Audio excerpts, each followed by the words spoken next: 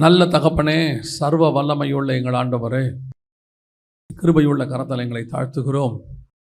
ஒவ்வொரு முறை நாங்கள் கூடி வரும்போதும் எங்கள் மேல் இரக்கமாயிருக்கிறவரே, தயவாயிருக்கிறவரே, வந்திருக்கிறவரோடு பேசுகிறவரே, வார்த்தையினால் முடிசூட்டுகிறவரே, நித்திய ஜீவ வசனம் உம்மிடத்தில் உண்டே ஆண்டவரே. நாங்கள் வேறு யாரிடத்தில் போவோம் அப்பா? எடுபடாத நல்ல பங்கை வைத்திருக்கிறவரே ஆண்டவரே, மறைவான மன்னாவை தருகிறவரே, வானத்திலிருந்து பிட்டு எங்களுக்கு தருகிறவரே, உம்முடைய தூதனை அனுப்பி அப்பத்தையும் தண்ணீரையும் தந்தது போல எங்களுக்கு வானத்திலிருந்து பரிசுத்த ஆவியானவரை அனுப்பி உம்முடைய வசனத்தை தந்ததுக்காக உமக்கு நன்றி. வசனத்துக்காக நாங்கள் காத்திருக்கிறோம். ஆவியானவரே, பலவீனமானவைகளை கொண்டு பலமாய் வெளிப்படுகிறவரே, குறைவுள்ளவைகளை கொண்டு நிறைவாய் வெளிப்படுகிறவரே, மண்ணை கொண்டு ஆவியாய் செயல்படுகிற தேவனே, எங்கள் மத்தியிலே நீர் வெளிப்பட வேண்டுமாய் நாங்கள் செபிக்கிறோம். மனுஷனை மறைத்து தேவ ஆவியானவர் வெளிப்படும்படி நாங்கள் செபிக்கிறோம். கிருபையுள்ள கரத்தில் எங்களை தாழ்த்துகிறோம். எங்கள் ஆண்டவர் இயேசு கிறிஸ்துவின் நாமத்தில் பிதாவே, அல்லேலூயா. மத்தேயு எழுதின சுவிசேஷம் 5ஆம் அதிகாரம் 14வது வசனம். நீங்கள் உலகத்திற்கு வெளிச்சமாய் இருக்கிறீர்கள். நீங்கள் உலகத்துக்கு வெளிச்சமாய் இருக்கிறீர்கள். மலையின் மேல் இருக்கிற பட்டணம் மறைந்திருக்க மாட்டாது. இந்த வசனத்தில் இருக்க ஒரு சில காரியங்களை தான் நாம் பார்க்க போகிறோம். நீங்கள் அறிந்த வசனம்தான். அதில் ஒரு சில காரியங்கள் கர்த்தர் எங்களுக்கு உணர்த்தினதை நாங்கள் இன்றைக்கி உங்களோடு கூட பகிர்ந்து கொள்ள போகிறோம். நீங்கள் உலகத்திற்கு வெளிச்சமாய் இருக்கிறீர்கள் அப்படின்னு சொல்லி நாம் பார்க்கிறோம். இது விசுவாசிகளை குறித்து, குறிப்பாக ஊழியர்களை குறித்து, சீஷர்களை குறித்து, அப்போஸ்தலர்களை குறித்து ஆண்டவர் சொல்றதான ஒரு வார்த்தை. நீங்கள் உலகத்துக்கு என்னவாக இருக்கிறீர்கள்? வெளிச்சமாக இருக்கிறீர்கள் என்று சொல்லி ஆண்டவர் சொல்லுகிறார். உலகத்துக்கு வெளிச்சமாக இருக்கிறது அப்படிங்கிறதுனா என்ன அப்படிங்கிறதுக்கு முன்னாடி ஆண்டவர் உங்கள் எல்லாருக்கும் தெரிந்திருக்கிறபடி முதலாவதாக தன்னுடைய படைப்பு கிரியேஷன், அதில் முதலாவதாக கர்த்தர் உண்டாக்கினது என்னது? வெளிச்சம் உண்டாக கடவது என்றார். இதுதான் ஃபர்ஸ்ட், வெளிச்சம் உண்டாக கடவது என்றார். அப்படின்னா இருள் அதற்கு முன்பாக இருந்தது என்று சொல்லி அர்த்தம். அதுக்கு முன்பாக ஒரு இருள் இருக்கிறது. அந்த இருளை கர்த்தர் வெளிச்சமாய் மாற்ற விரும்புகிறார். ஆனால் இருள் இன்னும் ஒரு பக்கம் இருக்கத்தான் செய்கிறது. ஆண்டவர் வெளிச்சம் உண்டாக கடவுது என்று சொன்னாலும் இருள் ஒரு பக்கம் என்ன செய்து இருக்கு. முழுவதுமாக வெளிச்சம் எல்லா பக்கத்துக்கும் வரல. இப்போ நம்ம இங்கே உட்காந்துட்டு இருக்கிறோம். இதே பூமியில் இன்னொரு பக்கத்தில் என்ன இருக்கிறது? இருள் இருக்கிறது, இரவு. அவர் இருளுக்கு இரவு என்று பெயரிட்டார். அப்போ ஆண்டவர் வெளிச்சம் உண்டாக கடவுது என்று சொன்னது ஒரு குறிப்பிட்ட ஏரியா பக்கம் மட்டும் அப்படி நம்ம எடுத்துக்கலாமா? அல்லது ஒரு சிலருக்கு மட்டும் அப்படின்னு சொன்னால் அப்படி அல்ல. அதற்கு பின்னாடி இருக்கிற ஆவிக்குரிய சத்தியத்தை நாம் பார்க்க வேண்டும். கர்த்தர் இருளை உண்டாக்கினாரா அப்படின்னு சொல்லி கேட்டிங்கன்னா, இருள் தான் ஆரம்பத்தில் இருக்கிறது நீங்கள் அங்கே பார்க்கும்போது. ஆனால் வெளிச்சத்தை, இருளை என்ன சொல்லுவாங்கன்னா, இருட்டு அப்படின்னு சொல்ல மாட்டாங்க, ஆப்சன்ஸ் ஆஃப் லைட் அப்படின்னு சொல்லுவாங்க. பொதுவாக சயின்டிஃபிக்கலி சொல்லும் போது என்ன சொல்லுவாங்கன்னா, வெளிச்சம் இல்லாததுக்கு பேர் தான் என்னது? இருள். இருள்னு ஒன்று கிடையாது. இருள்னு ஒன்று படைக்கப்படவே இல்லை. வெளிச்சம் இல்லாததுனாலே அங்கே இருள் இருக்கிறது. அப்படி தான் சயின்டிஃபிக்கலி சொல்லுவாங்க. அப்போது ஆண்டவர் வெளிச்சம் உண்டாக கடவுது என்றார்.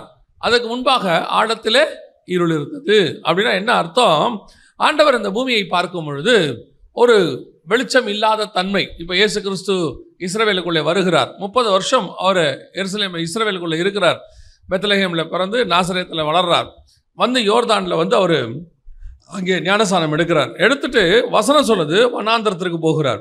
வனாந்தரத்திற்கு போயிட்டு ஜனங்களுக்கு பிரசங்கம் பண்ண கலிலேயாவுக்கு வருகிறார். கலிலேயாவுக்கு வரும்பொழுது வசனம் சொல்லுது, இருள் இருக்கிற ஜனங்கள் பெரிய வெளிச்சத்தை கண்டார்கள் அப்படின்னு. இருள் இருக்கிற ஜனங்கள் பெரிய வெளிச்சத்தை கண்டார்கள் அப்படின்னா என்ன அர்த்தம்? அது வரைக்கும் அந்த ஜனங்க இருட்டில் இருந்தாங்கன்னா ஸ்பிரிச்சுவலி இருட்டில் இருந்தாங்க. எப்படி இருந்தாங்க? ஸ்பிரிச்சுவலி. அவரோட அர்த்தம் என்னன்னா, இருள் அல்ல, ஆப்சன்ஸ் ஆஃப் லைட். இயேசு கிறிஸ்து இல்லாமல் இருந்தார்கள், தேவன் இல்லாமல் இருந்தார்கள். அதான் இங்கே முக்கியம். அவர்களுக்கு அது வரைக்கும் யோவான் ஸ்நானகன் இருக்கிறார். நல்லா கவனிங்க, யோவான் ஸ்நானகன் இருக்கிறார், வசனம் கொடுக்கப்படுகிறது, நியாயப்பிரமாணம் இருக்கு, ஆலயம் இருக்கு, எல்லாம் இருக்கு. ஆனால் இருள் இருக்கிறது. அதான் இங்கே இம்பார்ட்டன்ட். என்ன இருக்கு? இருள் இருக்கு. அதே மாதிரி தான் இன்னைக்கும் நமக்கு ஆலயம் இருக்கிறது, ஊழியர்கள் இருக்கிறார்கள், அப்புறம் உலகத்தை அசைக்கக்கூடிய ஊழியர்கள் கூட இருக்கிறார்கள்.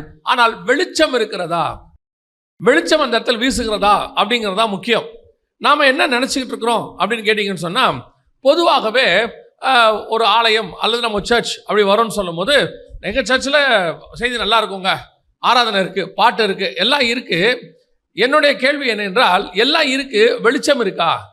அந்த இடத்துல வசனம் சொல்லுது ஆலயம் இருந்தது, ஆலயத்தில் போய் இயேசுவே அங்கே நியாயப்பிரமாணத்தின்படி அங்கே அவருக்கு முறைமைகள் செய்யப்படுது, அதுக்கு பிறகு யோவான் ஸ்நானகன் வர்றாரு, வனாந்தரத்தில் சத்தம் கேட்குது, எல்லாம் நடக்குது. ஆனால் வெளிச்சம் இருக்கா? அதான் நமக்கு முக்கியம். அங்கே வெளிச்சம் வர வேண்டும் என்று சொன்னால் அந்த இடத்துல இயேசு கிறிஸ்துவோ அங்கே வர வேண்டி இருக்கிறது. அது வர வரைக்கும் அங்கே என்ன இருக்குது? இருள் தான் காணப்படுகிறது. ஆலயம் இருந்தும் இயேசு இல்லாவிட்டால் இருள் இருக்கும். ஊழியர்கள் யோவான் ஸ்நானகன் மாதிரி பயங்கரமான ஆட்கள்லாம் இருந்தும் இயேசு இல்லாவிட்டால் இருள் இருக்கும். நியாயப்பிரமாண புஸ்தகம், பழைய ஏற்பாடு, தோரா எல்லாம் இருக்கு. ஆனால் அத்தனையும் இருந்து இயேசு இல்லாவிட்டால் என்ன இருக்கும்? இருள் இருக்கும். அப்போ ஆண்டவர் என்ன பண்றாரு? இந்த இருளை ஆண்டவர் போக்க விரும்புகிறார். அந்த இருளை போக்குவதற்கு இயேசு கிறிஸ்து என்கிறதான வெளிச்சத்தை தவிர வேறு வழியே கிடையாது. ஆனால் இந்த உலகம் நிறைய வெளிச்சத்தை வைத்திருக்கிறது. அதான் இங்க ரொம்ப இம்பார்ட்டன்ட். இந்த உலகம் வேறு வெளிச்சத்தை வைத்திருக்கிறது. வாசிங்கள், ஆதியாகமத்தின் புஸ்தகம் 1ஆம் அதிகாரம் 14வது வசனத்தை வாசிங்க.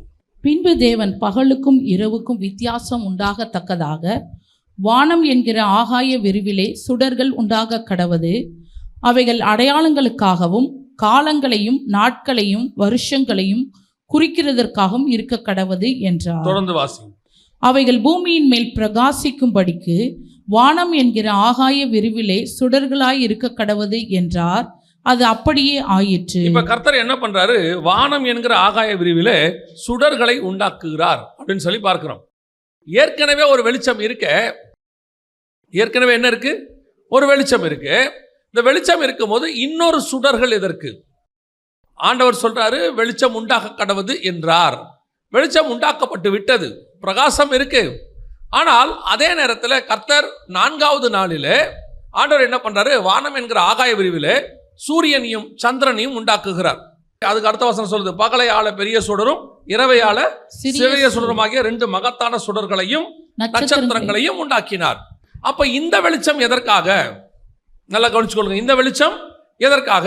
ஏற்கனவே ஒரு வெளிச்சம் இருக்குதே, இயேசு கிறிஸ்து என்கிறதான வெளிச்சம் இருக்கிறதே. இயேசு கிறிஸ்து என்கிற வெளிச்சம் எப்படிங்கிற பின்னாடி சொல்றேன். ஏன்னா நம்ம மத்தேயுல வாசிச்சோம், இயேசு வந்து பிரசங்கம் பண்ணோன்னே இருள் இருக்கிற ஜனங்கள் பெரிய வெளிச்சத்தை கண்டார்கள் அப்படின்னு சொல்லும் போது இந்த வெளிச்சம் உண்டாக கடவுதுன்னு சொல்லிட்டாரு. அப்படி இருக்கும்போது இந்த சூரியன் சந்திரன் நட்சத்திரங்கள் இதெல்லாம் எதற்கு? அதுவும் 4வது நாளில் படைக்க வேண்டி இருக்கிறது. முதல் நூல் இதுக்கு முன் ஒவ்வொன்றுத்துக்கு பின்னாடியும் ஒரு ஆவிக்குரிய சத்தியம் இருக்கு. பேதுருவின் புஸ்தகத்தின்படி ஒரு நாள் என்பது எதற்கு அடையாளமாக இருக்கிறது? 1000 வருஷத்துக்கு அடையாளமாக இருக்கிறது. அப்ப 4வது நாள் என்பது 4000வது வருஷத்துல. கரெக்டா நீங்க நல்லா கவனிச்சு பார்த்தீங்கன்னா ஆண்டவர் ஆதியில் இருக்கிறார், அனாதி தேவன். இந்த உலகம் உண்டானதுல இருந்து அவர் இருக்கிறார், அதுல எந்த மாற்று கருத்துமே இல்லை. 4000 வருஷமா ஆண்டவர் நடத்திட்டே இருந்தார். ஆனால் 4000வது வருஷத்துல தான், சரியாக 4000வது வருஷத்துல தான் இயேசு கிறிஸ்து பூமியிலே நீதியின் சூரியன் உதிக்கிறது. கரெக்டா 4000வது வருஷம் தான் இயேசு. மல்கியாவின் புஸ்தகத்தில் வாசிக்கணும் இல்லையா? மல்கியாவின் புஸ்தகம் 4ஆம் அதிகாரம் 2ஆம் வசனம் வாசிங்க பார்ப்போம். ஆனாலும் என் நாமத்துக்கு பயந்திருக்கிற உங்கள் மேல், என் நாமத்துக்கு பயந்திருக்கிற உங்கள் மேல் நீதியின் சூரியன் உதிக்கும். அப்ப இந்த சூரியன் என்பது எதற்காக? நல்லா கவனிச்சு கொள்ளுங்க. வெளிச்சம் இருக்கு, ஆனால் சூரியன் என்பது எதற்காக? பூமியின் மேல் பிரகாசிக்க கடவது. அப்ப இந்த நீதியின் சூரியன் என்பது எதற்காக? என் நாமத்துக்கு பயந்திருக்கிற உங்கள் மேலே, உங்களுக்கென்று, பூமிக்கென்று. ஏசு இப்படி இன்னும் கொஞ்சம் தெளிவாக உங்களுக்கு சொன்னா புரியும் நினைக்கிறேன். ஆண்டவர் பரலோகத்தில் இருக்கிறார். பரலோகம் சர்வலோகம். இன்னைக்கு இருக்கக்கூடியதான கேலக்சி 200 கேலக்சி இருக்குன்னு சொல்றாங்க. இப்ப நம்ம இருக்கிறது ஒரு கேலக்சி, அதாவது ஒரு சூரியன் சந்திரன் நட்சத்திரங்கள் ஏதோ 200 கோடி என்னமோ சொல்றாங்க. இவ்வளவு இருக்கிறதுக்கு வேற ஒரு கேலக்சியா. இந்த மாதிரி 200 கேலக்சி கண்டுபிடிச்சிருக்காங்களா? இன்னும் கண்டுபிடிக்காத நிறைய இருக்குதான். இத்தனைக்கும் வெளிச்சம் ஆண்டவர் ஒருத்தர் தாங்க மேல உட்கார்ந்து இருக்கிறார். இத்தனைக்கும் வெளிச்சம் ஆண்டவர் தான். ஆனால் பூமிக்கு பிரகாசிப்பதற்கு சூரியன் தேவைப்படுகிறது. ஆண்டவர் சூரியனை உண்டாக்கினார், சந்திரனை உண்டாக்குகிறார். அதே மாதிரிதான் பரலோகத்தின் தேவன் சர்வ வல்லமை உள்ள ஆண்டவராக இருக்கிறார், அதுல மாற்று கருத்து இல்லை. ஆனால் இந்த பூமிக்கு வெளிச்சம் கொடுப்பதற்கு ஆண்டவராக இயேசு கிறிஸ்து என்று ஒருவர் வர வேண்டி இருக்கிறார். அவர் வந்தால்தான் இங்க வெளிச்சம். இயேசு இல்லாமல் வெளிச்சமே கிடையாது. அதுக்கு வரைக்கும் இவங்க வச்சிருக்கிற வெளிச்சம் எதுவும் வெளிச்சம் அல்ல. இப்ப நீங்க வச்சிருப்பீங்க வீட்டில் நைட்டில், இப்போ இருக்க சூழ்நிலை வந்து ரொம்ப வித்தியாசமாயிருச்சு. நம்ம பகல்லையே வெளிச்சத்தில் லைட் போடுறோம் பார்த்தீங்களா? அப்படிதானே இருக்கு, பகல்லையே லைட் போடுறோம். இது கூட ஆக்சுவலாக என்னன்னு கேட்டிங்கன்னா, நம்ம ஆண்டவர் சொன்னபடி மனுஷன் செய்யாததுனால வந்த விளைவு. நம்ம ஆண்டவர் என்ன சொன்னார்? பழைய ஏற்பாட்டில் இருக்கோம், வீடு கட்டும் போது நெருக்கமாக என்ன செய்யாத, வீடு கட்டாத, நல்ல இடம் விட்டு கட்டும்பார். அதுக்கு ஒரு பிரமாணம் மாதிரியே சொல்வார். அதை ஸ்பிரிச்சுவலாக நீங்கள் பார்க்கறது ஒரு பக்கம் இருக்கட்டும், உலக பிரகாரமாக பார்த்தீங்கன்னா அப்படி நல்லா சுற்றி இன்றைக்கும் போனீங்கன்னா நாகர்கோவில் கன்னியாகுமரி பக்கம்லாம் பார்த்தீங்கன்னா அப்படியே வீடு நெருக்கமாக இருக்கவே இருக்காது. எங்கே போனீங்கனாலும் வீடு எப்படி இருக்குன்னா ஒரு தோட்டத்துக்கு நடுவில் இருக்கும், சுற்றி தோட்டம் இருக்கும். ஒரு வீடு இன்னொரு வீடை ஒட்டி கட்டக்கூடாது பாரு ஆண்டவர். ஆனால் நல்லா கவனிச்சு பாருங்க, அப்படி இருக்கும் பொழுது அந்த வீட்டுக்குள்ள வெளிச்சமும் காத்தும் தானாய் வரும். தேவையான வெளிச்சம் தேவையான காத்து தானா வரும். அப்படி நெருக்கமாக கட்டிட்டீங்கன்னா என்ன வராதுன்னு கேட்டீங்கன்னா வெளிச்சமும் வராது காத்தும் வராது. அப்போ வெளிச்சம் வராத வீட்டுக்கு நீங்கள் என்ன போட வேண்டி இருக்கும்? ஆட்டோமேட்டிக்காக லைட் போட வேண்டி இருக்கும். ஒருவேளை தாமஸ் ஆல்வா எடிசன் விளக்கு கண்டுபிடிக்கிறதுக்கு முன்னாடி அதே மாதிரி நெருக்கமாக கட்டியிருந்தீங்கன்னா ஆட்டோமேட்டிக்காக நீங்கள் ஒரு மண்ணெண்ணெய் விளக்கோ ஏதோ ஒரு விளக்கு வைக்க வேண்டியிருக்கும். ஸோ உண்மையான வெளிச்சம் உள்ளே வராதபடி நீங்கள் பிரமாணத்தை மீறி நெருக்கமாக கட்டிட்டீங்கன்னா நீங்கள் அதற்கு பதிலாக இன்னொரு வெளிச்சத்தை உண்டாக்க வேண்டி இருக்கும். நான் சொல்றது உங்களுக்கு புரியுதா? இன்னைக்கு நாம இன்னொரு வெளிச்சத்தை உண்டாக்கி இருக்கிறோம். இந்த வெளிச்சத்தை நம்ம பிரகாசமாக நினைக்கிறோம். இந்த வெளிச்சம் இல்லாட்டி எல்லாமே போன மாதிரி ஃபீல் பண்றோம். ஆனால் வெளியே ஒரு வெளிச்சம் இருக்கு. அந்த வெளிச்சம் இரவிலும் பகலிலும் பிரகாசிப்பதற்கு கர்த்தர் வச்சிருக்கிறார். அந்த வெளிச்சம் உங்களுக்கும் எனக்கும் பெருசாக தெரிவதில்லை. எந்த வெளிச்சம் பெருசா தெரியுது? இருளில் இருக்கிற இந்த வெளிச்சம். வீட்டுக்குள்ள நுழைஞ்ச உடனே பகல்லையே இப்பெல்லாம் வீட்டுக்குள்ள நுழைஞ்ச உடனே லைட் போட்டுருவோம், அப்படிதானே? ஒரு சிலர்லாம் இருக்காங்க வெளிச்சம் இருந்தாலும் லைட் போட்டுருவாங்க. அவங்களுக்கு அது ஒரு பழக்கம். வீட்டுக்குள்ள நுழைஞ்ச உடனே சுவிட்சு ஆட்டோமேட்டிக்காக கை எங்கே போயிடும்? சுவிட்சுக்கு போயிடும். அப்புறம் யாராவது கேட்பாங்க, எதுங்க பகலில் லைட்டு போடுறீங்க? அது இருக்கட்டுங்க, அப்படியே வெளிச்சத்தில் கிச்சனில் லைட் இருக்கிறோம். இப்போல்லாம் கண்டிப்பாக சமைக்கிறதுனா என்ன இருக்குது? கிராமத்தில் இன்னும் போனீங்கன்னா லைட் இருக்காது. லைட் இருக்காதுன்னா அவங்க போட மாட்டாங்க பகலில். அப்படியே இருட்டில் தான் அந்த அவங்களுக்கு ஒரு வெளிச்சம் இருக்கும், அந்த வெளிச்சத்திலே இருப்பாங்க. ஆனால் இப்போ நாம் ஒரு ஆர்டிஃபிஷியல் வெளிச்சத்துக்கு வந்துட்டோம். ஒரு செயற்கை வெளிச்சம் தேவைப்படுகிறது. ஆனால் ஆண்டவர் இந்த சர்வ பூமிக்கும் ஒரு வெளிச்சத்தை வைத்திருந்தார், பகலில் பிரகாசிப்பதற்கு. அதுதான் நீதியின் சூரியனாக இயேசு கிறிஸ்து. நான் சொல்லுவேன், இயேசு கிறிஸ்து என்கிறவர் கிறிஸ்தவர்களின் தேவன் கிடையாது. இயேசு கிறிஸ்து என்கிறவர் சகல ஜனங்களுடைய பாவங்களை மன்னிக்க வந்ததான தேவன். அத்தனை பேருக்காகவும் ரத்தம் சிந்தின தேவன். பூமி முழுக்க வெளிச்சம் கொடுக்க அவர் வந்தார். அத்தனை பேருக்கும் தான் அது உண்டாக்கப்பட்டது. ஆனால் என்ன நடக்குது? இந்த உலகம் அந்த வெளிச்சத்தை தெரிந்து கொள்ளவில்லை. இந்த உலகம் ஒரு இருளுக்குள்ளே போய்விட்டது. ஆனபடியினாலே 4000வது வருஷத்துல இயேசு என்கிற நாமத்தை அனுப்பி இப்போ 2000 வருஷமா இந்த இயேசுவின் நாமமானது வெளிச்சமானது பூமி முழுக்க வீசுது. இயேசு தேவன் தெரியாதவங்க இருக்கவே முடியாது. நிறைய பேர் சொல்லுவாங்க, இன்னும் இயேசுவை அறியாத கிராமங்கள் நிறைய இருக்குது அப்படின்னு சொல்றாங்க. அது மிஷினரிகளுக்கு அந்த கணக்கெல்லாம் வச்சிருப்பாங்க, அது உண்மை இருக்கலாம். ஆனால் பெரும்பாலும் இயேசு தேவன் என்பது ஒரு 80% 90% எல்லாருக்கும் தெரியும். இயேசு தான் தேவன் என்பது தெரியும். அவர் ரட்சகராக ஏற்றுக்கொள்றாங்களோ ஏற்றுக்கொள்ளவில்லையோ அது வேற விஷயம். ஆனால் இயேசு தான் தேவன் என்பது எல்லாருக்கும் என்ன செய்யும்? நன்றாய் தெரியும். இயேசு கிறிஸ்து ஒரு கடவுள் இப்படி சொல்றவங்க இருக்காங்க, இயேசுவும் கடவுள் இப்படி சொல்றவங்களும் இருக்காங்க. அவங்களுக்கு நம்மளுக்கு என்ன வித்தியாசம்? இயேசு மட்டும்தான் கடவுள், இதுதான் நீங்கள் நானும் சொல்லுகிறோம். அல்லேலூயா. அப்ப அந்த இயேசு கிறிஸ்துவை தேவன் என்கிறதான வெளிச்சம் அவர்களுக்கு இருக்கு. ஆனாலும் அவர்களுக்குள் என்ன இருக்கிறது? இருள் இருக்கிறது. வெளிச்சம் உண்டாயிருச்சு, ஆனா என்ன இருக்கு? இருள் இருக்கு. அந்த நீதியின் சூரியன் அவர்களுக்குள் வெளிச்சம் வீசவில்லை. அவர்களுக்கு அந்த வெளிச்சம் வரல. அவங்க என்ன பண்றாங்க? தங்களுக்கு தெரிஞ்ச ஒரு விளக்கை ஏற்றி வச்சுக்கிறாங்க. அந்த இருள்ல இருந்து விடுபடுறதுக்கு தங்களுக்குன்னு என்ன பண்றாங்க? ஒரு வெளிச்சத்தை ஏத்திக்கிறாங்க. அந்த வெளிச்சத்துல வாழ்ந்தாலே போதுங்கிற முடிவுக்கு வந்துட்டாங்க. அதுலயே அவங்க திருப்தி ஆகுறாங்க. நான் சொல்லுவேன், இயேசு கிறிஸ்துவை நீங்கள் தேடும் போது ஒரு சந்தோஷம் சமாதானம் உண்டு. அது உலகம் கொடுக்கக்கூடாததும் எடுக்கக்கூடாதுமா இருக்கிறது. இயேசுதான் சந்தோஷத்தினுடைய ஆரம்பம். கரெக்ட். நீங்க என்னதான் லைட்டு போட்டாலும், டியூப் லைட் போட்டாலும், எல்இடி போட்டாலும், அல்லது நீங்க எப்படி ஒரு லைட்டு போட்டாலும் அந்த லைட்டு சூரிய வெளிச்சத்துக்கு ஈக்குவலாய் மாறவே மாறாது. அந்த வெளிச்சம் தான். ஆனா இந்த வெளிச்சத்துல நாம சந்தோஷப்பட விரும்புகிறோம். டெம்பரவரியாக அந்த இருளை போக்கினா போதும். நம்ம என்ன செய்யறோம்? ஆண்டவர் என்ன பார்க்கிறாரு? சரி, இந்த வெளிச்சம் தான் உங்களுக்கு எனக்கு தெரியல. இப்போ ஆண்டவர் இன்னொரு காரியத்தை செய்கிறார். வாசிங்க. அதே ஆதியாகமத்தின் புத்தகம் 1ஆம் அதிகாரம் 16வது வசனத்தை வாசி. 1:16. தேவன் பகலை ஆள பெரிய சுடரும் இரவை ஆள சிறிய சுடரும் ஆகிய 2 மகத்தான சுடர்களையும் நட்சத்திரங்களையும் உண்டாக்கினார். பகலை ஆளுவதற்கு ஒரு பெரிய சுடர் இருக்கு. நமக்கு தெரியும், சூரியன், நீதியின் சூரியனாகிய இயேசு கிறிஸ்து இருக்கிறார். பகலை ஆள பெரிய சுடர். இப்போ 2வது ஒரு சுடர் இருக்கு, இரவை ஆள சிறிய சுடர். இந்த நைட்டில் இருக்கிற சுடர் எது? பைபிள் சொல்றது நிலவை குறிக்கிறது. நைட்டில் ஆண்டவர் சந்திரனை வச்சிருக்கிறாருன்னு வாசிங்க. உன்னத பாட்டின் புஸ்தகம் 6ஆம் அதிகாரம் 10வது வசனத்தை வாசி. சந்திரனை போல் அழகும், சந்திரனை போல் அழகும், சூரியனை போல் பிரகாசமும், சூரியனை போல் பிரகாசமும், கொடிகள் பறக்கும் படையை போல் கெடியும் உள்ளவளாய் அருணோதயம் போல் உதிக்கிற இவள் யார்? யாரை பத்தி சொல்லப்பட்டிருக்குன்னா மணவாட்டியை பத்தி, சபையை பத்தி சொல்லப்படுது. சபையை பத்தி சொல்லும் போது சொல்லப்படுகிற ஒரு வார்த்தை என்ன? சந்திரனை போல அழகும் அப்படின்னு இருக்கு. உங்க எல்லாருக்கும் தெரிஞ்சிருக்கும் நான் நினைக்கிறேன்.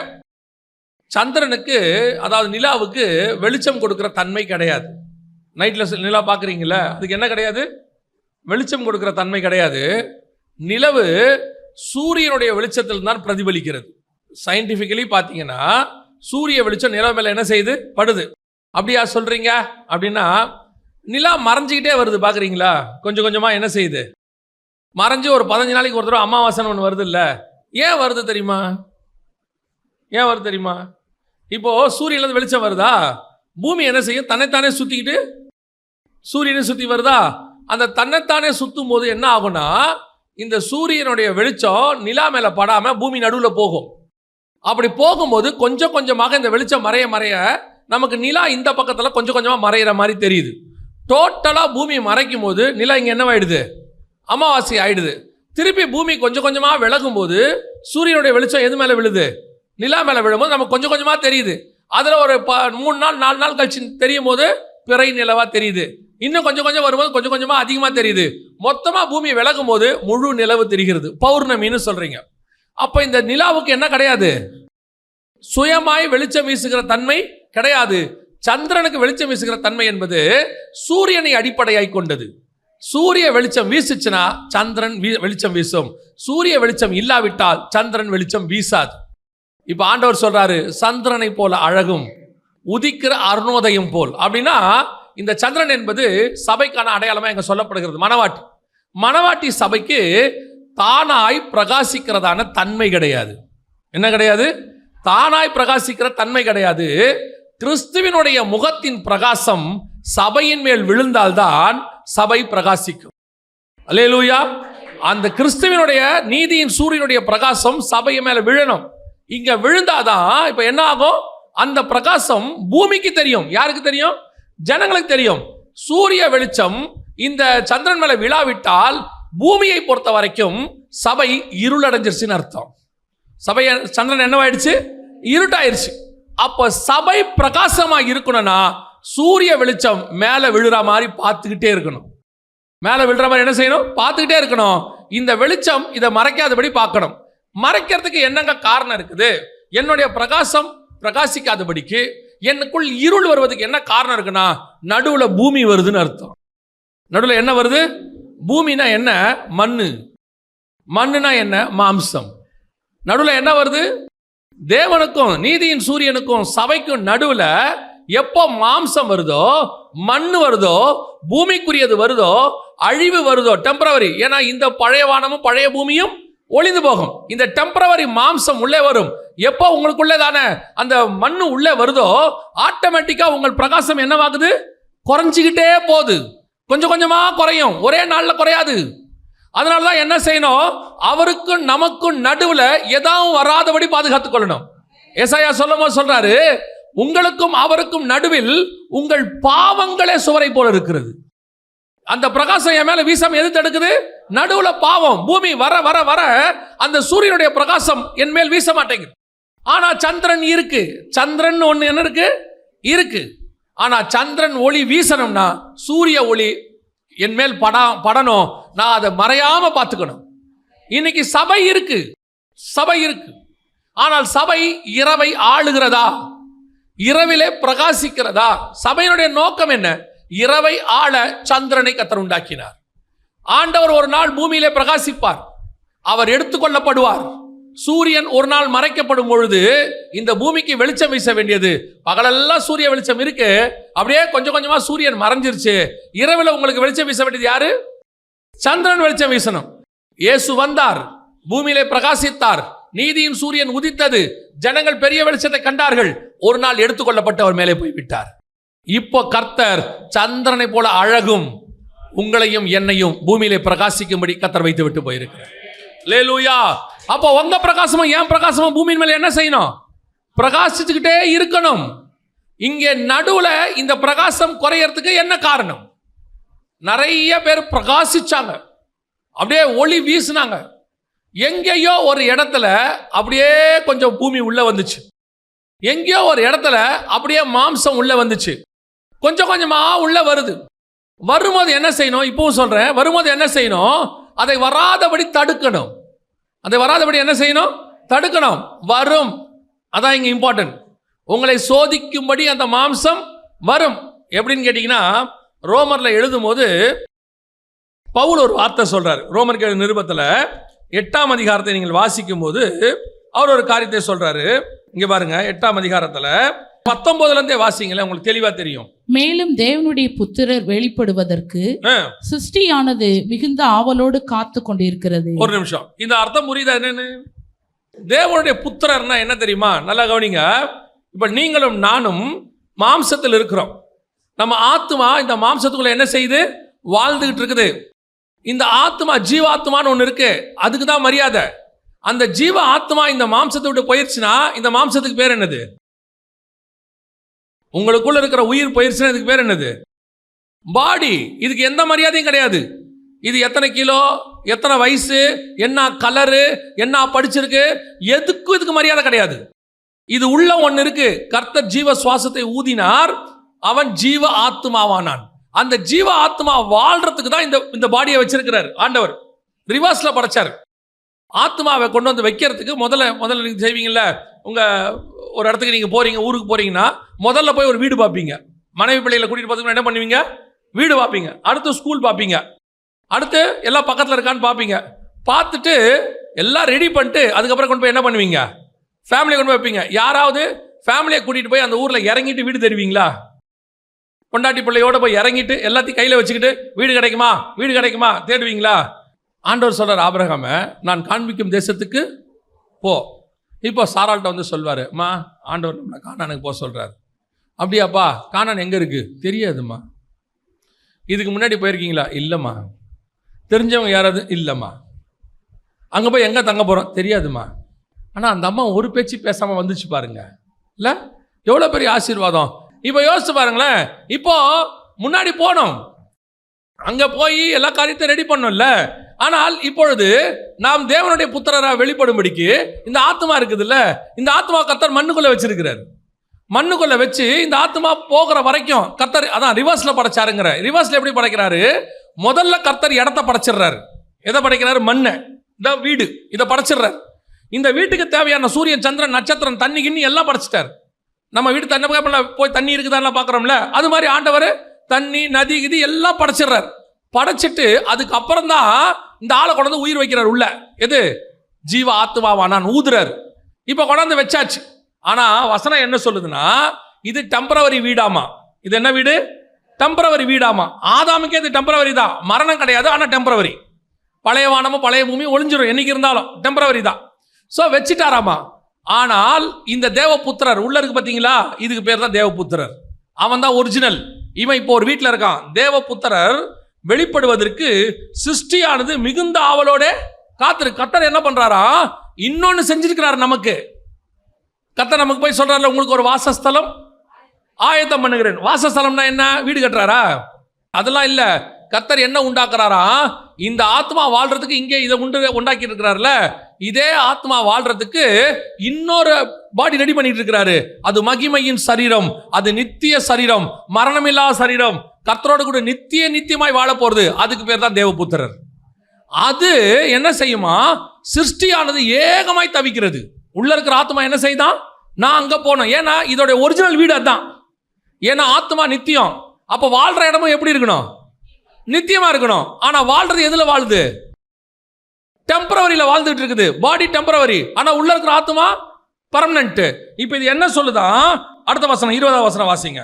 அதேனென்றால் சிருஷ்டியானது அழிவுக்குரிய அடிமைத்தனத்தின் இன்று விடுதலையாக்கப்பட்டு இந்த பாடியிலிருந்து விடுதலையாக்கப்பட்டு தேவனுடைய பிள்ளைகளுக்குரிய மகிமையான சுயாதீனத்தை பெற்றுக்கொள்ளும் என்கிற நம்பிக்கையோடு, எனக்கு அது கிடைக்கும், நித்தியம் கிடைக்கும், அந்த நித்திய பாடியில நான் வாழுவேங்கிற நம்பிக்கையோடு அந்த சிருஷ்டியானது சுய இஷ்டத்தினாலே அல்ல, இந்த ஆத்மாவானது ஆசைப்பட்டு இந்த உடம்புக்குள்ள இல்லையாமா.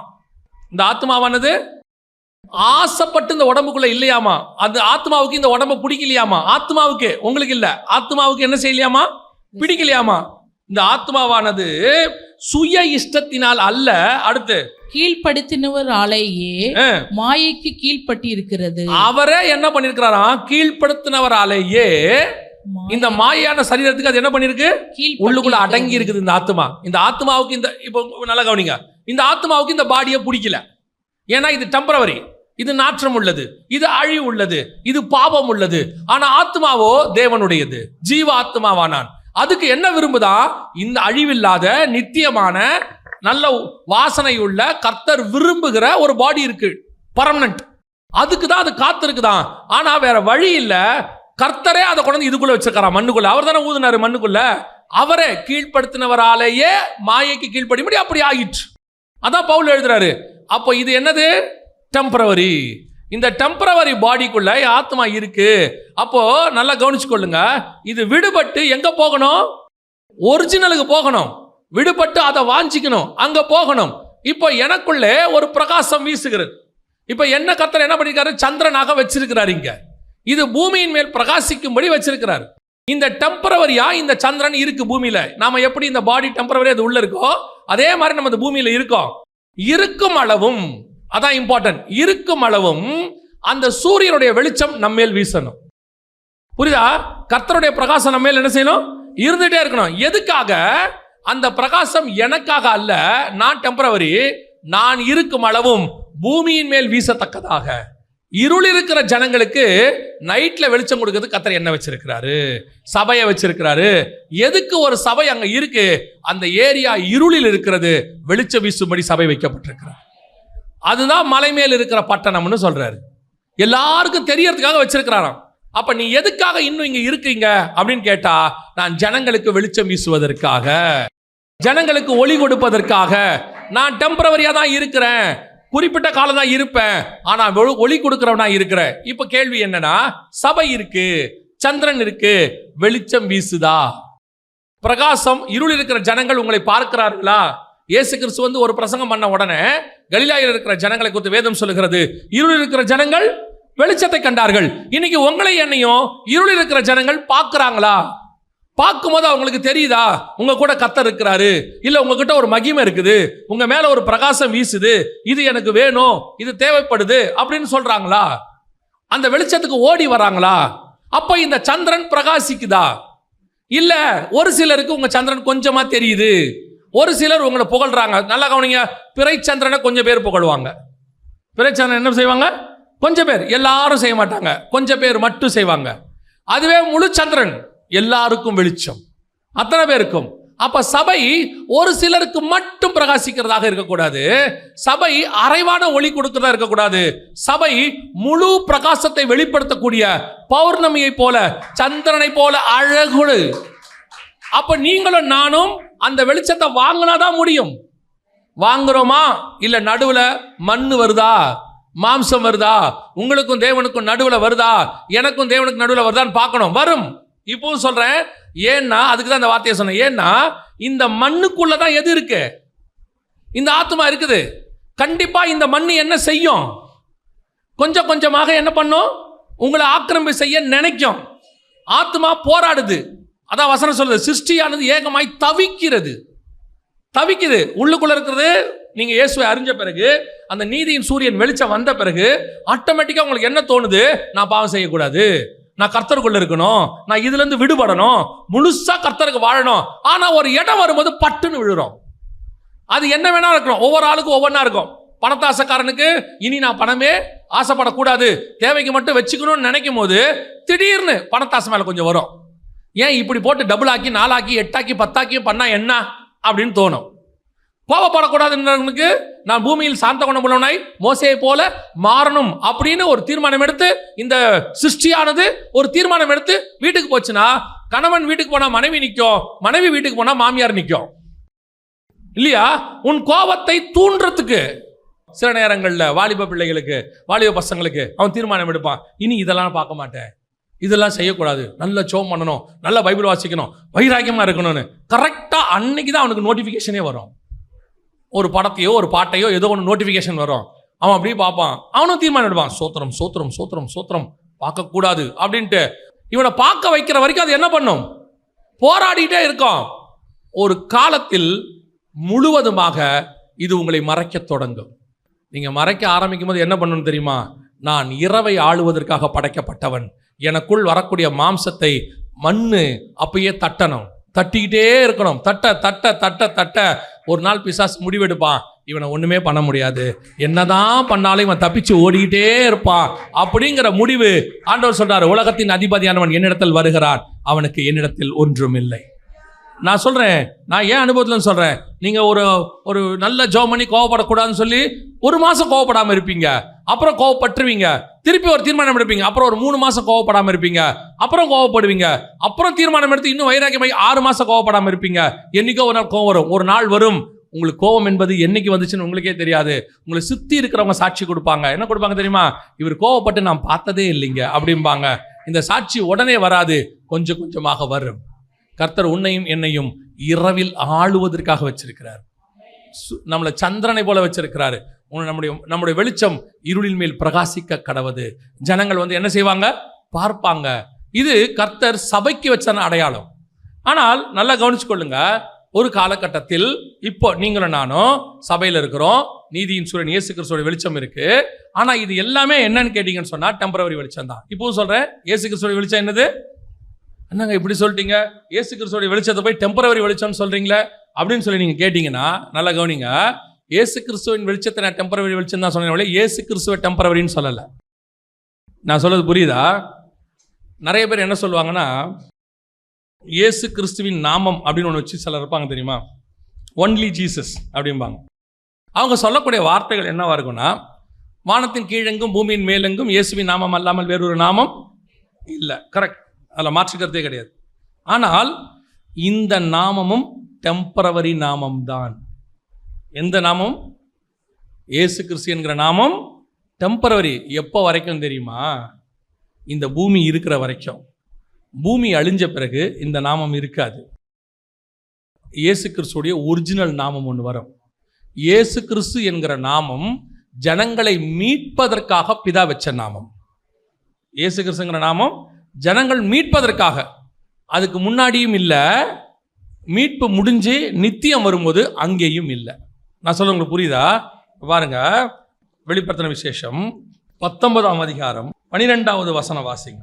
அவருடைய கண்கள் அக்கினி ஜுவாலை போல் இருந்தன, அவருடைய சிரசின் மேல் அநேக கிரீடங்கள் இருந்தன. அவருக்கே அன்றி வேறு ஒருவருக்கும் தெரியாத ஒரு நாமமும் எழுதி இருந்தது. ரத்தத்தில் தோய்க்கப்பட்ட வஸ்திரத்தை தரித்திருந்தார். அவருடைய நாமம் தேவனுடைய வார்த்தை என்பது இயேசு கிறிஸ்து என்பதுக்கு ரட்சகர் என்று பொருள். இதுக்கு என்ன பேரு? இதுக்கு தேவனுடைய வார்த்தை என்று பொருள். இன்னொரு நாமம் இயேசுவுக்கு வரும், பின்னாடி வரும். அதான் நித்தியத்துக்கான நாமம். நம்ம எல்லாருக்குமான இதை சரியா புரிஞ்சுக்கிட்டாதான் உங்களுக்கு புரியும். இல்லை வேணா உடனே இது ஏதோ தப்பா சொல்றான்னு நினைச்சுப்பீங்க.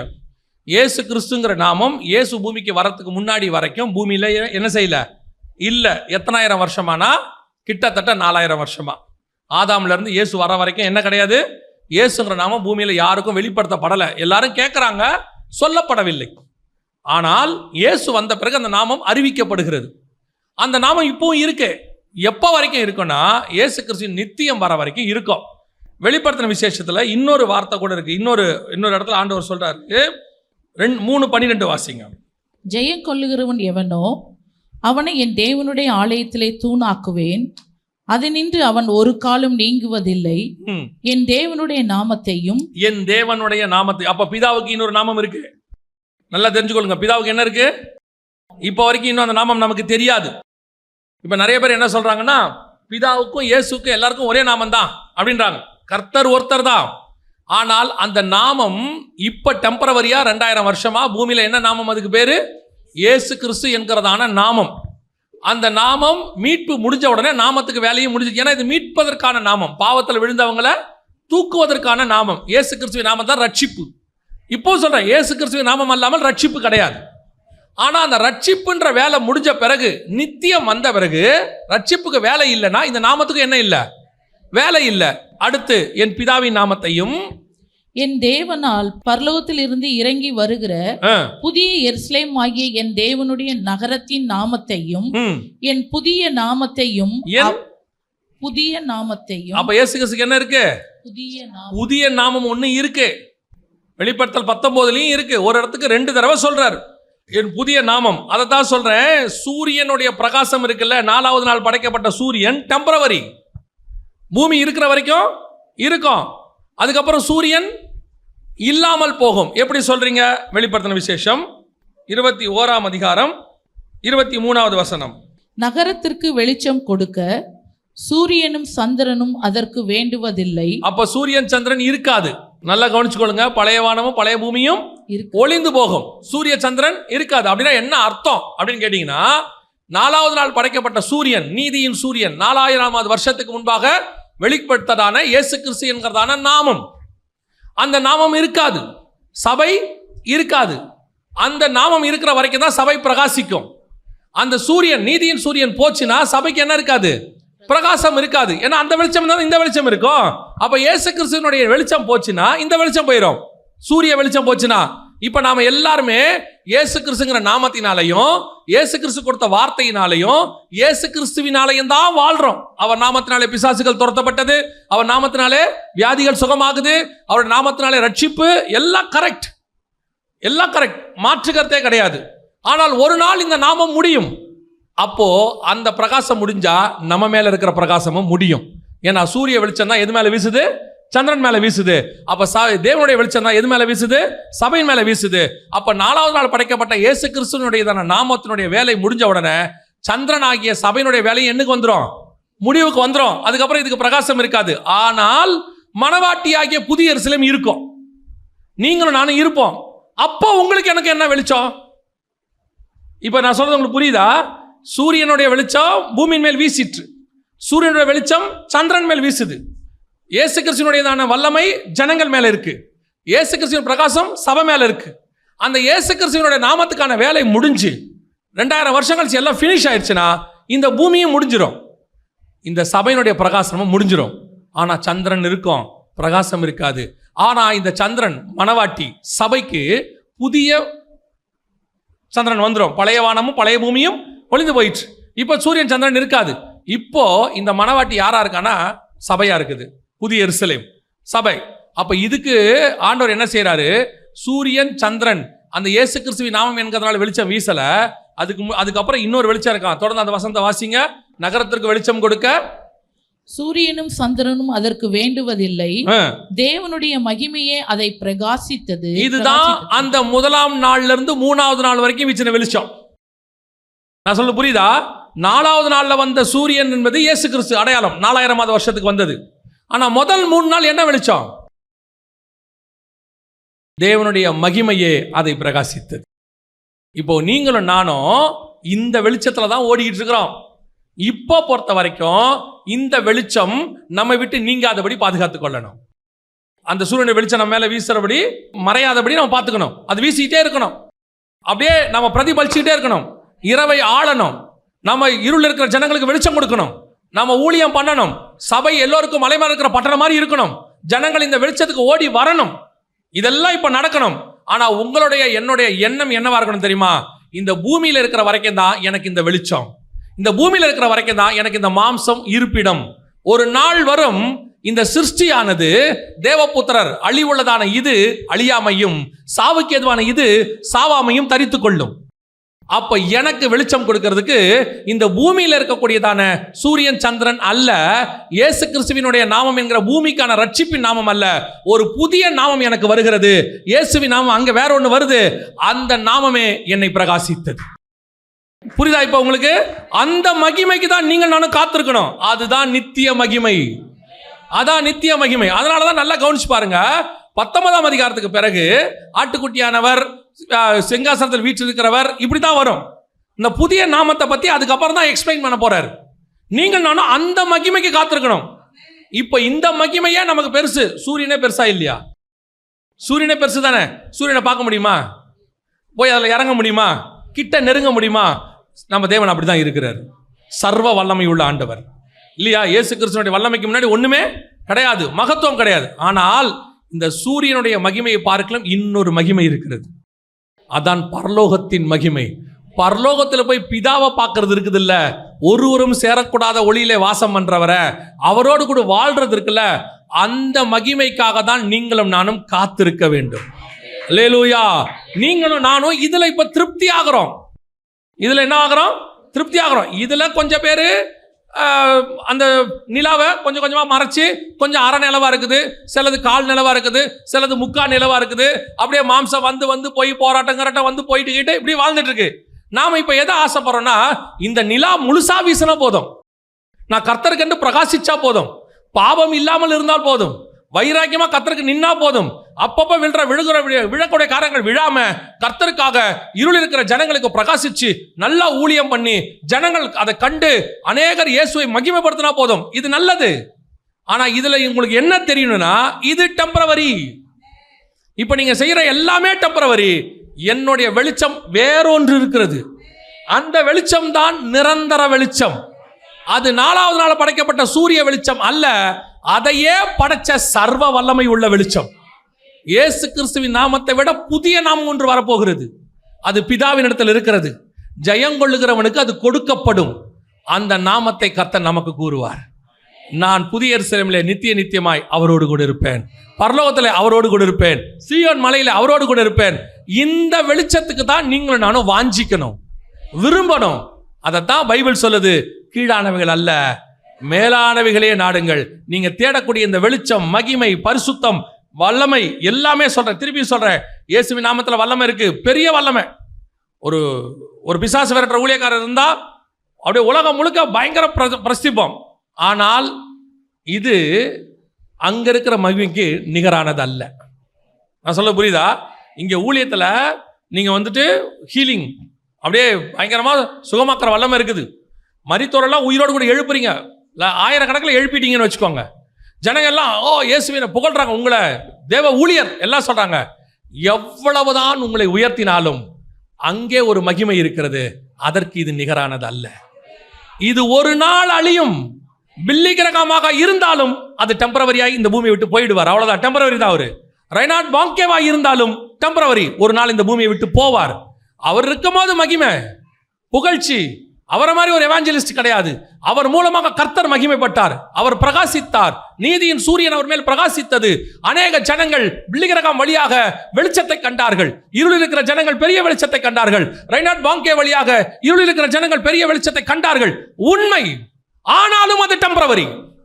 ஆனாலும் அது டெம்பரவரி. எவ்வளவு பெரிய ஊழியராக இருந்தாலும் அது டெம்பரவரி. ஒரு நாள் வரும், எனக்கு ஒரு வெளிச்சம் இருக்கிறது, நான் அந்த வெளிச்சத்தை நோக்கி நடக்க ஆரம்பிக்கிறேன். அதுதான் எனக்கு நித்திய வெளிச்சம். இப்ப இருக்கக்கூடிய இந்த டெம்பரவரியில 2 ஸ்டேஜ்ல நான் மாட்டிக்கிட்டு இருக்கிறேன். எந்த 2 ஸ்டேஜ்ல மாட்டிக்கிட்டு இருக்கிறேன்? ஒன்னு, என் நிலவுல அந்த சூரியன்ல இருந்து வரக்கூடிய வெளிச்சம் 100% பிரகாசிக்க மாட்டேங்குது. என்ன பண்ண மாட்டேங்குது? 100% பிரகாசிக்க மாட்டேங்குது. ஏன் பிரகாசிக்க மாட்டேங்குது? எனக்குள்ள அப்பப்போ பூமி வந்துட்டு போகுது, கொஞ்சம் வருது, உள்ள அப்படியே மறையுது, அப்படியே மகிமை போகுது. அப்புறம் கொஞ்ச நாள்ல அப்படியே ஜோமனி பைபிள் வாசி உபவாசம் போட்டு அப்படியே அது விலகி கொஞ்சம் பிரகாசிக்குது. இது ஒரு டெம்பரவரியாவே எனக்கு போயிட்டு இருக்கு. இதைத்தான் பைபிள் சொல்லுது, சிருஷ்டியானது ஏகமாய் சிக்கி தவிக்கிறது. எப்போ ஆண்டவரே நான் சுத்தமா வாழ்வேன், எப்போ பரிசுத்தமா வாழ்வேன், எப்போ நீர் விரும்புறபடி வாழ்வேன், எப்போ நான் விரும்புறபடி வாழ்வேன். எனக்கு ஒரு நம்ம ஒரு பரிசுத்தம் வச்சிருக்கோம், ஆண்டவருக்காக இப்படி இருக்கணும்னு. அதையே நம்மளால முடியல. ஆனா பைபிள் சொல்லுது, நான் பரிசுத்தரா இருப்பது போல் நீங்கள் பரிசுத்தமா. அந்த பரிசுத்தத்துக்கு வரணுமா, அந்த பிரகாசத்துக்கு வரணுமா, அந்த வல்லமைக்கு வரணுமா, அது வரணுமா, அதை என்னால அடைய முடியல. இது முதல் போராட்டமா இருக்கு. ஆனா ஆண்டவர் சொல்றாரு, இந்த போராட்டத்துக்கே நீ இப்படி போராடிக்கிட்டு இருக்கிறியே, இதோடைய அடுத்த ஸ்டேஜ் ஒன்று இருக்கு. என்ன தெரியுமா? நீ இங்கே பிரகாசிக்கிறது எவ்வளவா இருந்தாலும் உண்மையான வெளிச்சம் ஒன்று வரப்போகிறது. அதுதான் முதலாம் நாள் உண்டாக்கப்பட்டது. அந்த வெளிச்சம் தான் பரலோகத்தில் இருக்கிறது. இப்போ நீங்களும் நானும் அந்த வெளிச்சத்தை நோக்கி என்ன செய்யணும்? நடக்கிறவர்களாக, பிரயாணிக்கிறவர்களாக காணப்பட வேண்டும். தேவனை நோக்கி அப்படி நடக்கிறவங்களாக பார்க்கணும். ஆண்டவரே, நான் என்ன செய்யணும்? அந்த வெளிச்சத்தை நோக்கி நடக்கணும். அது அந்த வெளிச்சத்தை போகும். அதுக்கு நான் என்ன செய்யணும்? எனக்கு இந்த இந்த சந்திரனுங்கிற கான்செப்டே உடைஞ்சிரும். நான் சொல்றது புரியுதா?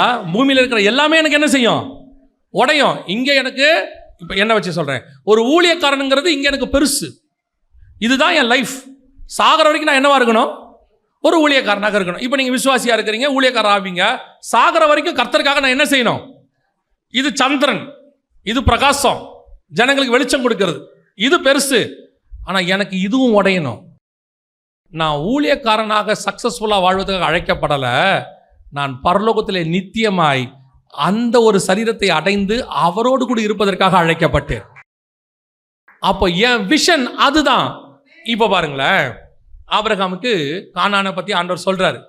கானானுக்கு போ, நான் உனக்கு தரேன் எல்லாம் சொல்றாரு. இப்போ ஆபிரகாம் 75 வயசுல நடக்க ஆரம்பிச்சு, அதுக்கு முன்னாடி நடக்க ஆரம்பிச்சு 75 வயசுல வந்துட்டார், வந்து சேர்ந்துட்டார். இப்போ ஆபிரகாமுக்கு என்ன? ஆண்டவரே, நீங்க வார்த்தை கீழ்ப்படிஞ்ச, ஊழியத்தை பண்ண, சக்சஸ்ஃபுல் ஆயிட்ட, இங்க என்ன பண்ணணும்? உனக்கு ஒரு குமாரனை தருவேன். தந்துட்டாரு. சோத்திரம் ஆண்டவரே, குமாரனை கொடுத்துட்டீங்க. இப்போ குமாரனையும் கொடுத்து முடிச்சாச்சு. குமாரனை பலி கொடு. சரியா ஆண்டவரே, அதை கூட நான் செஞ்சிடறேன். கொடுத்து முடிச்சாச்சு. இப்போ குமாரனை திருப்பி கொடுத்துட்டாரு ஆண்டவர், வந்துட்டாரு. இப்போ என்னாச்சு? இது எல்லாமே ஒரு 100-105 வயசுக்குள்ள முடிஞ்சிருச்சு. ஆபிரகாமின் வயசு 175, ஆபிரகாமின் வயசு 175. இதெல்லாம் ஒரு 100 வயசுல ஈசாக்க பிறந்துட்டார். அது ஒரு 115-120 வயசுக்குள்ள ஈசாக்க பலி கொடுக்க மாதிரி கொண்டு போயாச்சு. இப்போ அடுத்து 140 வயசுல ஈசாக்கு கல்யாணம். ஒரு விஷன், நீ போ, என்னோட பையனுக்கு மனவாட்டியை தேடு. அந்த மனவாட்டிக்கு ஆண்டவர் வச்சிருக்கிறார், அதை கொண்டாங்கிறார். இவனை கூட்டு போக அதை கொண்டா. அடுத்த விஷன், இப்போ போய் கூட்டு வந்தாச்சு. ரெபேக்கா வந்தாச்சு. ஆபிரகாம் பார்க்குறாரு, ஓகே வந்தாச்சு. ஆபிரகாமுக்கு கொடுத்த வாக்குத்தத்தம் யார் மேலே இருக்குது? ரெபேக்கா மேலே இருக்குது. ஆபிரகாம்கிட்ட ஆண்டவர் சொல்வார், உன் சந்ததி வானத்து நட்சத்திரத்தை போலவும் கடற்கரை போலவும் இருக்கும், உன் சந்ததியார் சத்துருக்களின் வாசல்களை சுதந்திரத்துக் கொள்வார்கள். இதே வாக்குத்தத்தத்தை ரெபேக்காளுக்கு லாபம் சொல்லுவான். சொல்லி முடிச்ச உடனே வந்தாச்சு. கரெக்டாக 2 வாக்குத்தத்தமும் ஒன்றாயிடுச்சு. இப்போ வந்தாச்சு. வந்த உடனே இதோட முடிஞ்சுதா அப்படின்னா இல்லை. அதுக்கப்புறம் 20 வருஷம் யாருக்கு குழந்தை இல்லை? ஈசாக்கு குழந்தை இல்லை. 160 குழந்தை பிறகுது. இப்போ ஈசாக்கு, யாக்கோபு, ஏசா எல்லாத்தையும் ஆபிரகாம் பார்க்குறாரு. ஆனால் இவ்வளவுக்கு அப்புறம் அவர் எதுக்கு உயிரோடு இருக்கிறாரு? இவ்வளவுக்கு அப்புறம் எதுக்கு உயிரோடு இருக்கிறாரு? அதான் நீங்க சொன்ன வேலையை முடிச்சுட்டேன், இங்க வந்தாச்சு. ஈசாக்கு பிறந்ததோட என் வேலை முடிஞ்சிருச்சு. சரி, ரெபேக்காளுக்கு தேவையான தேடி கொடுக்கறது என் வேலை, தேடியும் கொடுத்துட்டேன். இதுக்கப்புறம் எனக்கு என்ன வேலை? அடுத்த 35 வருஷம் நான் என்ன பண்ண போறேன்? அடுத்த 30 எதுக்கு ஆண்டவரே? வாசிங்க எபிரேயர் நிருபம் 11ஆம் அதிகாரம் 13வது வசனத்திலிருந்து வாசி. இவர்கள் எல்லாரும் வாக்குத்தத்தம் பண்ணப்பட்டவைகளை அடையாமல் தூரத்திலே அவைகளை கண்டு நம்பி அணைத்து கொண்டு பூமியின் மேல் தங்களை அந்நியரும் பரதேசிகளும் என்று அறிக்கையிட்டு விசுவாசத்தோடே மரித்தார்கள். எதற்காக? விசுவாசத்தோடே மரித்து காத்திருந்தாங்களாமா. அந்த 10-11 வசனம் வாசிங்க. ஏனெனில் தேவன் தாமே கட்டி உண்டாக்கின அஸ்திபாரங்கள் உள்ள நகரத்துக்கு அவன் காத்திருந்தான். இப்ப எல்லா வேலையும் முடிஞ்சிருச்சு. ஈசாக்கு கல்யாணம் பண்ணி கொடுத்தாச்சு 140ல. அடுத்த 35 வருஷம் நான் என்ன செய்யணும் அப்படின்னா, ஆண்டவர் சொல்றாரு, உனக்கு ஒரு நகரம் இருக்கு. உனக்கு ஒரு தேவன் தாமே கட்டி உண்டாக்கின அஸ்திபாரம் உள்ள நகரம். அதுதான் நம்ம வாசிச்சோம் வெளிப்படுத்தல் 21ல புதிய எருசலேம். அதற்கு அவன் என்ன பண்ணானா? அப்ப இனிமேட்டு அடுத்த 35 வருஷம் என்னுடைய காத்திருப்புதல் எதுக்காக? முதல் 75 வருஷம் கானான், 100 வயசு வரைக்கும் ஈசாக்கு, 140 வரைக்கும் ரெபேக்கா, 175 வரைக்கும் புதிய எருசலேம். நான் காத்திருக்கிறேன். எதுக்கு காத்திருக்கிறேன்? எனக்கு தேவன் ஒன்று கட்டிக்கிட்டு இருக்கிறாரு, அது வர வரைக்கும் நான் காத்திருக்கிறேன். அப்போ அவன் விஷன் பூமிக்குரியதா இருந்துச்சு, ஊழியம் பூமிக்குரியதா இருந்துச்சு. அந்த ஊழியத்தை பூமியில் ஆண்டவர் நிறைவேற்றிட்டாரு, வேலை முடிஞ்சிருச்சு. இப்போ அவன் என்ன நினைக்கிறான் தெரியுமா? இப்போ நான் இருக்கிறது தேசத்தை சுதந்திரிக்கவோ அல்லது குழந்தை பெற்றுக்கொள்ளவோ மருமகளை குழந்தை சேர்க்கவோ இல்லை. இப்போ நான் இருக்கிறது இனி எனக்கு ஒன்று வரப்போகிறது, அதுக்காக நான் காத்து கொண்டிருப்பேன். இதைத்தான் நான் உங்களுக்கு சொல்றேன். இப்போ நீங்க அடைகிற வெளிச்சம் சூரிய வெளிச்சம், இயேசு கிறிஸ்துவின் நாமத்தினால வரக்கூடிய வெளிச்சம் பூமிக்குரியது.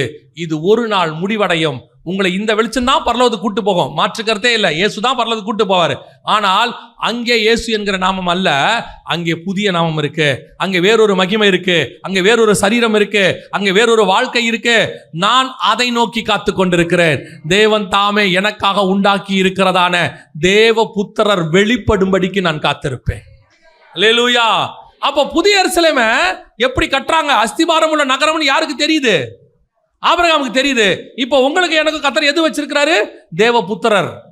தேவபுத்திரர் வெளிப்படும்படிக்கு சிருஷ்டிப்பு எனக்குள்ள இருந்து என்ன செய்யுது? சிருஷ்டி காத்திருக்கு. என் ஆத்மா எது காத்திருக்கு? இதை விட இன்னொரு பாடி இருக்கு எனக்கு. அப்போ உங்க விஷன் என் விஷன் எப்படி இருக்கணும் தெரியுமா? அவன் எப்படி புதிய எருசலேமை பார்க்கணும், அஸ்திபாரோட நகரம்னு யோசிச்சுக்கிட்டு இருந்தானோ, அதே மாதிரி நீங்களும் நானும் எனக்கொன்று வரப்போகிறது, அதற்கு நான் காத்திருக்கிறேன், அதை நான் மகிமையிலே தரிசிப்பேன். என் கண்கள் காணவும் இல்லை, என் காதுகள் கேட்கவும் இல்லை, ஆனால் எனக்கு ஆவியிலே கர்த்தர் அதை வெளிப்படுத்துவார். அதை பார்க்கிறவளா மாறினோம், அந்த தரிசனத்துக்கு பின்னாடி போயிடணும். இப்ப சொல்றேன், நீங்கள் அந்த வெளிச்சத்தை நோக்கி பார்க்கிறவளா மாறிட்டீங்கன்னா இந்த டெம்பரவரி வெளிச்சத்தை பத்தி கவலைப்படவே மாட்டீங்க. இந்த பூமிக்குரிய வெளிச்சத்தை பத்தி கவலைப்படவே மாட்டீங்க. இதுல இருக்கிறத பத்தி யோசிக்கவே மாட்டீங்க. கல்யாணம் ஆகுதா ஆகலையா, நோ வரிஸ். குழந்தை பிறகுதா பிறக்கலையா, நோ வரிஸ். வீடு இருக்கா இல்லையா, நோ வரிஸ். சொந்த வீடு இருக்குதா, நோ வரிஸ். ஆனா தேவையா, பரலோகம் கொடுக்கும்.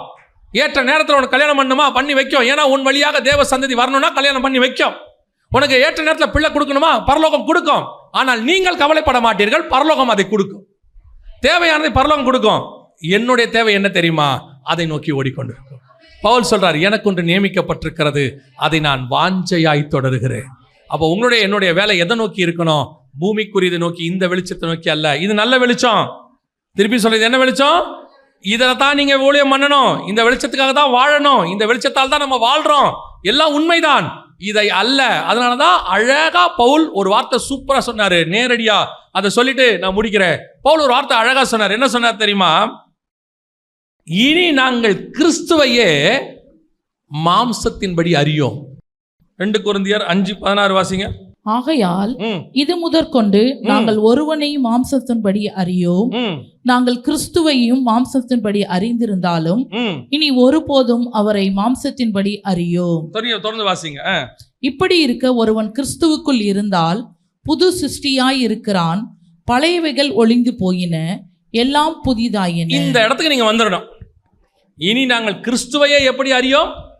மாம்சத்தின்படி அறியோமோ. இனி நாங்கள் கிறிஸ்துவை புதிய சிருஷ்டியாய் பார்க்க போகிறோம். நாங்க அங்க உள்ள இயேசுவை பார்க்க போறோம், அங்க உள்ள வெளிப்பாடுக்குள்ள போக போறோம்.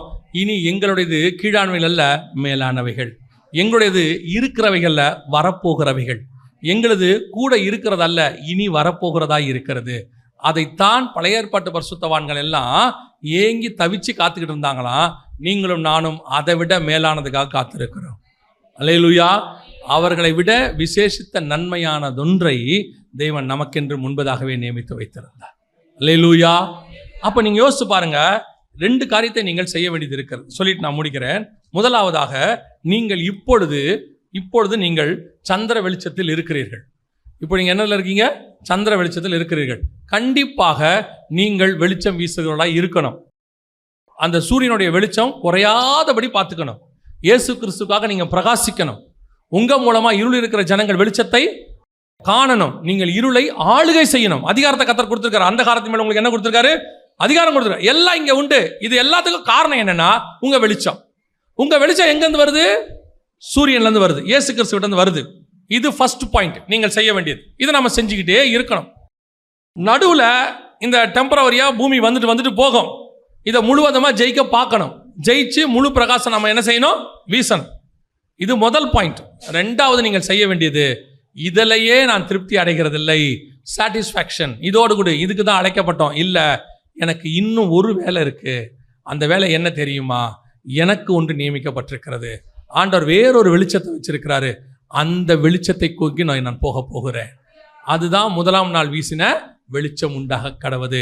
அதுதான் புதிய எருசலேமை பார்த்து சொல்றாரு, மணவாட்டி சபையை பார்த்து சொல்றாரு, இனி உனக்கு வெளிச்சம் கொடுக்க சூரியனும் சந்திரனும் வேண்டுவதில்லை, ஆட்டுக்குட்டியானவரே உனக்கு விளக்கு, அவரே அவருடைய மகிமையே உன்னை பிரகாசிக்கும். அல்லேலூயா. அப்ப இப்ப நீங்களும் நானும் 1 இதை செய்யணும், 2 அதுக்கு காத்திருக்கணும்.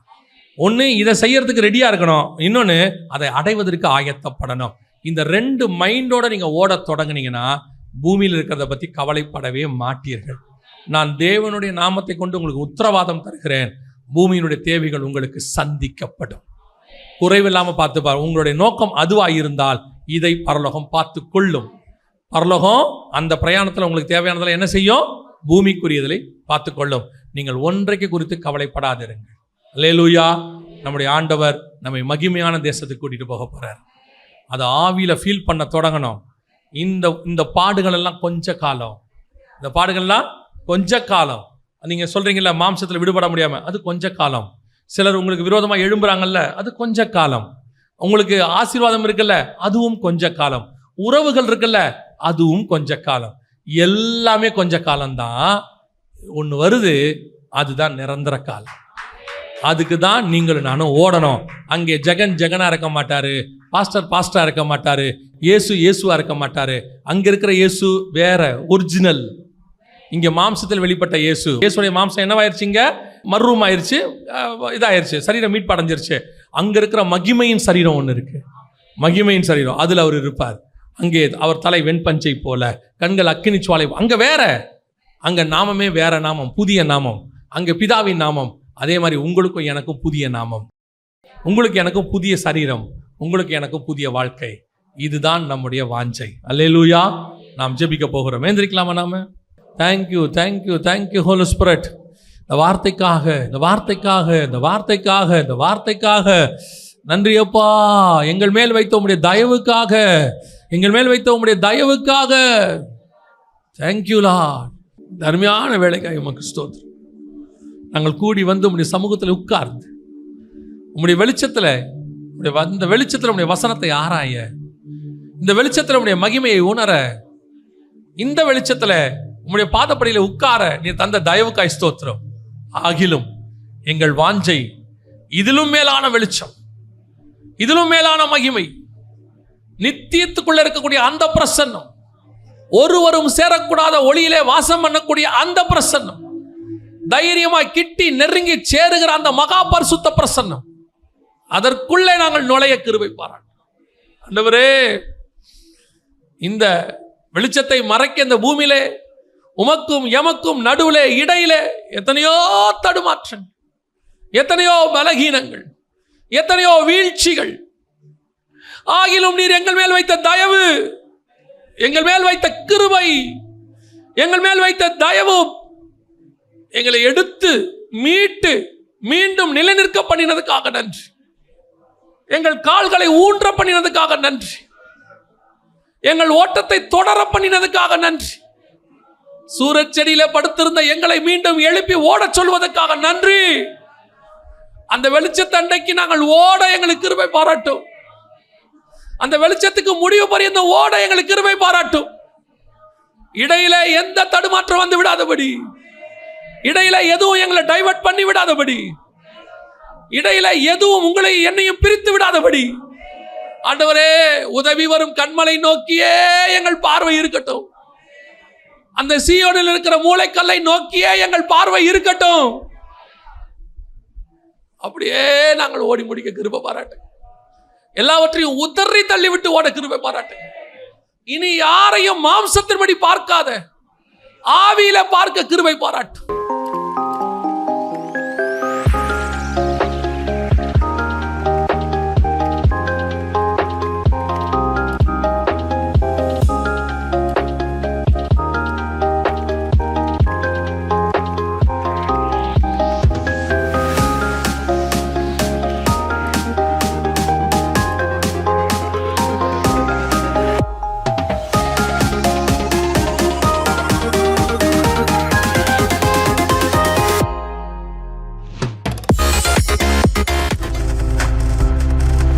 நீங்கள் பார்த்துக் கொண்டிருப்பது உங்கள் ஜாய் டிவி. உங்கள் துக்கம் சந்தோஷமாய் மாறும்.